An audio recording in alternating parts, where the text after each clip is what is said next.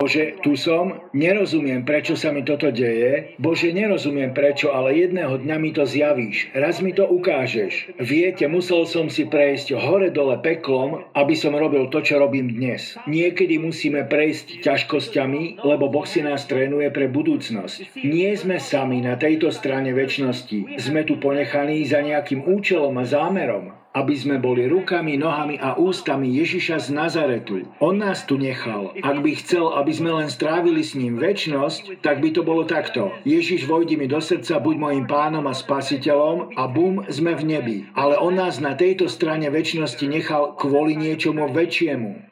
Aby ste mohli ísť a bojovať za ďalšiu dušu. Nejde o nič iné, len o duše. Nezomrel za farbu vašej kože, nezomrel za váš dom ani za váš bankový účet, zomrel za vašu dušu a za duše vašich blížnych. Išiel som domov, na druhý deň som išiel do práce, nestalo sa vôbec nič, nikto mi nezavolal, vrátil som sa z práce, prezliekol sa, umyl, niečo som zjedol a išiel som do nemocnice na Isku, kde ležal môj syn. Očakával som, že bude mŕtvy. Moja duša s tým bola zmierená, nie moja, ale tvoja vôľa, nech sa deje, Pane. Ale srdce som mal zlomené z tých videní. Kiež by každý veriaci, kiež by každý kresťan videl ukrižovanie Ježiša Krista. Hovorím vám, boli by sme úplne iní. Ak by sme porozumeli, čo sa udialo na kríži, cirkev by vyzerala úplne inak. Už by sa všetko netočilo okolo nás, ale okolo neho. Namiesto cirkvi Bože daj, by sme mali cirkev typu Bože, čo môžem urobiť ja pre teba? Čo ti môžem ja dať? Lebo ty si dal všetko. Veď Biblia hovorí, ani oko nevidelo, ani ucho nepočulo. Úžasné a mocné veci, ktoré Boh stvoril pre tých, čo ho milujú. Ako som kráčal po nemocnici, zrazu ľudia na mňa začali ukazovať prstom a hovorili: toto je jeho otec, toto je otec hviezdneho dieťaťa. Pozri, toto je otec toho hviezdneho dieťaťa. Nemal som ani len šajnu, o čom hovoria. Tak som prišiel na jednotku intenzívnej starostlivosti, kde môj syn stále ležal, a tí istí traja lekári, ktorí mi navrhli odpojiť ho od prístrojov, prišli a povedali: musíte ísť s nami, lebo vám musíme niečo ukázať. Vzali ma do miestnosti s rentgenom a ukázali mi asi 8 snímok. Pozrite na tú prvú. Tu vidíte črevá a ak si to chcete pozrieť, pozrite si na mojom webe dokument, ktorý o tomto natočili. Volá sa Street Advocate. Je to dokumentárny film, tam môžete uvidieť rentgenové snímky. Povedali: vidíte, ako tie črevá tam hore všetko zrámovali a posunuli srdce napravo, ale dnes ráno sa niečo stalo. Viete, čo povedali? V priebehu pár hodín sa srdce presunulo na miesto, kde má byť. A plúca, pozrite na druhú snímku. Ukázali mi ju. Vidíte tú malú vec? To je srdce. Ale vidíte tam tú malú vec? Áno. To sú plúca vášho syna. Tie tam predtým neboli. Keď sme ho otvorili, tak tam neboli. Ale zrazu sa objavili. A tak sme začali robiť snímku. Hodinu po hodine. Vidíte túto malú väčšiu vec? To sú plúca, ktoré rastú minútu po minúte. Minútu po minúte. A váš syn dnes ráno začal bojovať s dýchacím prístrojom. Najskôr sme si mysleli, že ten prístroj dobre nefunguje, tak sme ho na chvíľu odpojili a zrazu sme uvideli, že váš syn dýcha sám. Lenže to je lekársky nemožné, lebo nemôže dýchať bez toho prístroja, ale dýcha. Tak sme začali robiť rentgenové snímky a pozrite na ten posledný. Váš syn má plúca. Dýcha sám, bez pomoci. A tak sme zvolali konzílium lekárov. Zvolali sme špecialistov a tam sme hovorili o vašom synovi. A viete, k čomu sme došli? Toto je to, na čom sme sa všetci zhodli.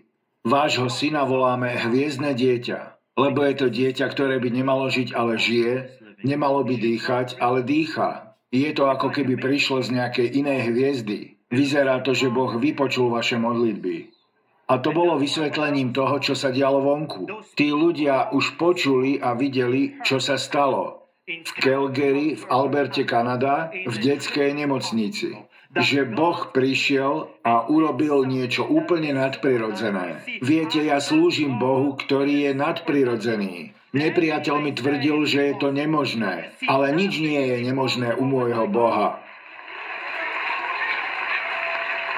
Môj syn bol mŕtvý a teraz žije. Možno aj vaše financie sú mŕtve, ale ja vám hovorím, že v Božom kráľovstve nie je mŕtve nič. Všetko tam žije. Nám je treba len si pýtať. Niekedy sa stane, že jeho odpovede neprídu takým spôsobom, ako by ste to čakali, ale ja viem, že môj Boh to vie urobiť lepšie ako ja. Viem, že on vždy presne vie, čo robí. Raz sa ho spýtam, prečo som musel prejsť cez túto hrôzu. Cez takýto ťažký čas. Ťažkosťami prechádzame, aby sme mohli byť silní, aby sme dokázali pevne stáť. Biblia hovorí, keď ste urobili všetko, aby ste obstáli, stojte. Nataniel má teraz 21 rokov.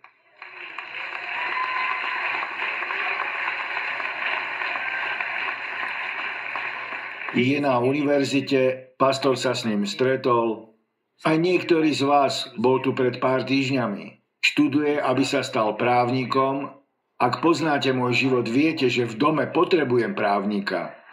Trošku som v tom sebecký, ale povedal som synovi, ak si bystrý, ja budem platiť účty bez ohľadu na to, koľko to bude. Ak bude treba, zoberiem si znova hypotéku na môj dom, ale pod jednou podmienkou. Keď doštuduješ a staneš sa právnikom, tak ma budeš obhajovať zdarma.